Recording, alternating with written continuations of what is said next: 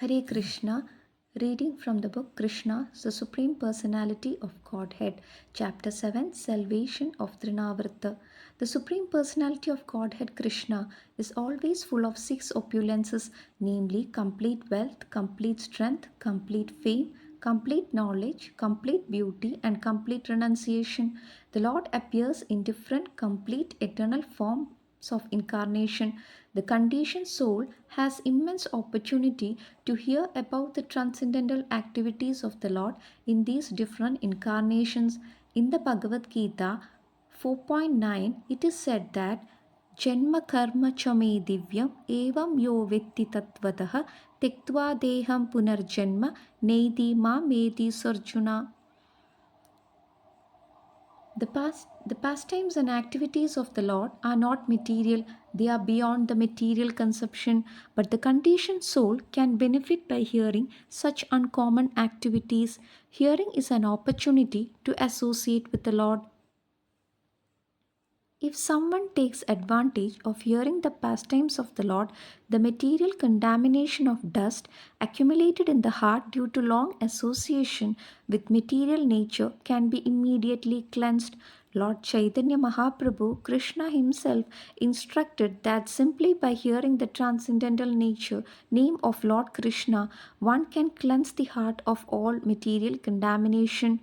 There are different processes for self realization, but this process of devotional service, of which hearing is the most important function, when adopted by a conditioned soul, will automatically cleanse him of the material contamination and enable him to realize his constitutional position. The conditioned life is due to this contamination only as soon as it's cleared off, then immediately the dormant function of a living entity, that is, rendering service to the Lord, naturally awakens. The Lord, out of his causeless mercy, descends on this material world and displays his activities just like an ordinary man. Unfortunately, the impious entities consider Krishna to be an ordinary man, like themselves, and so they deride him. This is condemned in the Bhagavad Gita by the Lord himself, and the Lord says, अवजानन्ति मामूढा मानुष्यं तनुमाश्रितं परं भावम् अजानन्तो मम भूत्वा महेश्वरम्. 9.11 Fools deride me when I descend in the human form. They do not know my transcendental nature as a supreme Lord of all that be. The Mudhas take Krishna to be an ordinary man or slightly more powerful man. Out of their great misfortune, they cannot accept Krishna as the supreme personality of Godhead.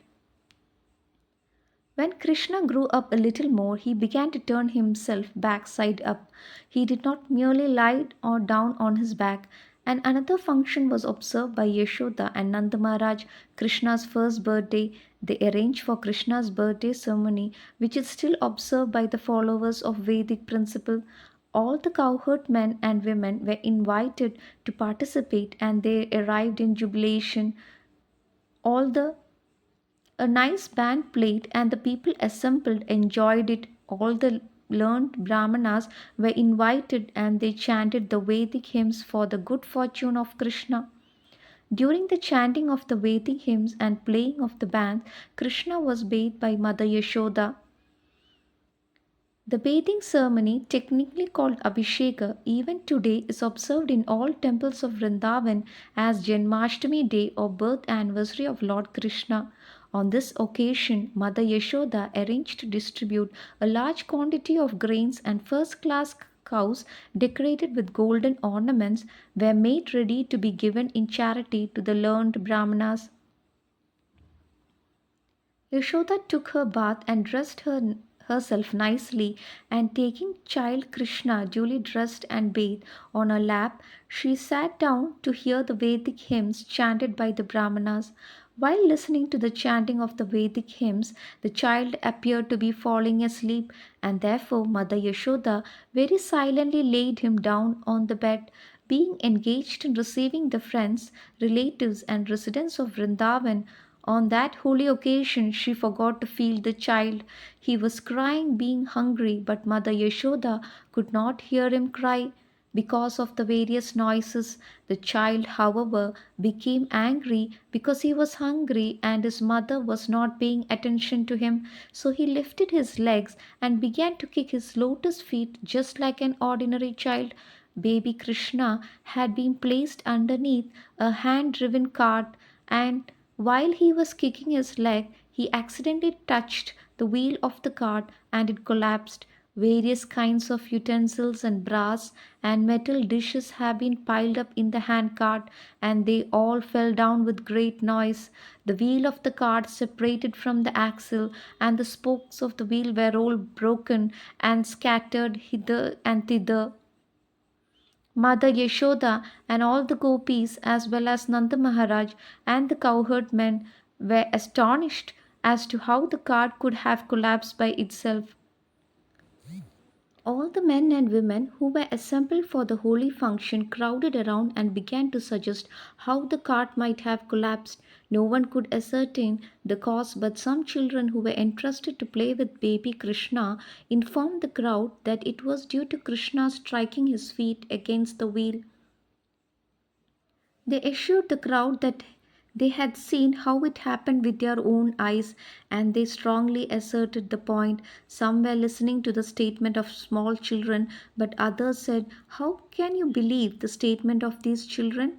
The cowherd men and women could not understand that the all powerful personality of Godhead was lying there as a baby, and he could do anything. Both the possible and impossible were in his power.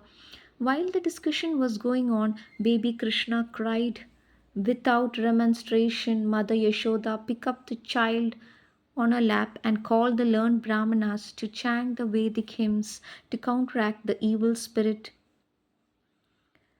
The Brahmanas thereafter began to offer oblations to the sacrificial fire with yogurt, butter, kusha grass, and water. They worshipped the Supreme Personality of Godhead for the good fortune of the child. The Brahmanas who were present at that time were all qualified because they were not envious. They never indulged in untruthfulness. They were never proud. They were non-violent, and they never claimed any false prestige. Nanda Maharaj took his child on his lap and bathed him with water mixed with various herbs while the Brahmanas chanted the Vedic hymns. It is said that without being a qualified Brahmana, one should not read the mantras of the Vedas.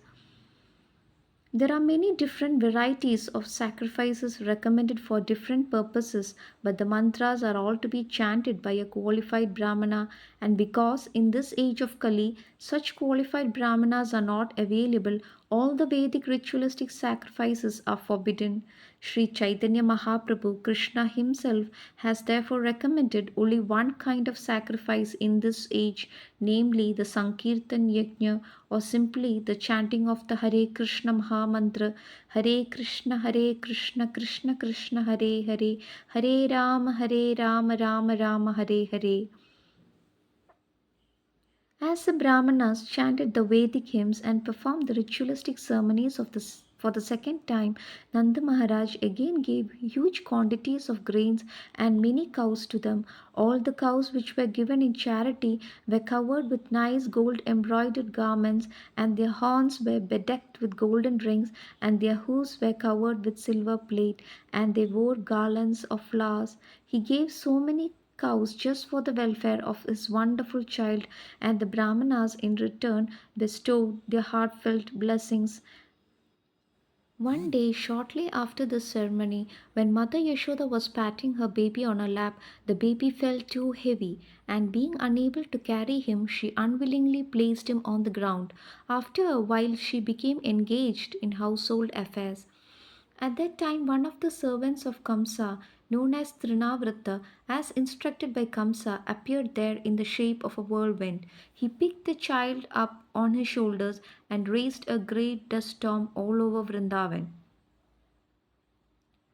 Because of this, everyone's eyes became covered within a few moments, and the whole area of Vrindavan became densely dark so that no one could see himself or anyone else.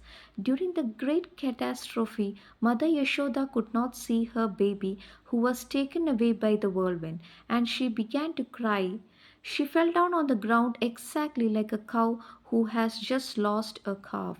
When Mother Yashoda was crying, all the cowherd women immediately came and began to look for the baby, but they were disappointed and could not find him. The Trnavarta demon took the baby on his shoulder, went high in the sky, but the baby assumed such a weight that suddenly he could not go any further and he had to stop his whirlwind activities. Baby Krishna made himself heavy and began to weigh down the demon. The Lord caught hold of his neck. Trinavarta felt the baby to be as heavy as a big mountain and he tried to get out of his clutches, but he was unable to do so, and his eyes popped out from their sockets.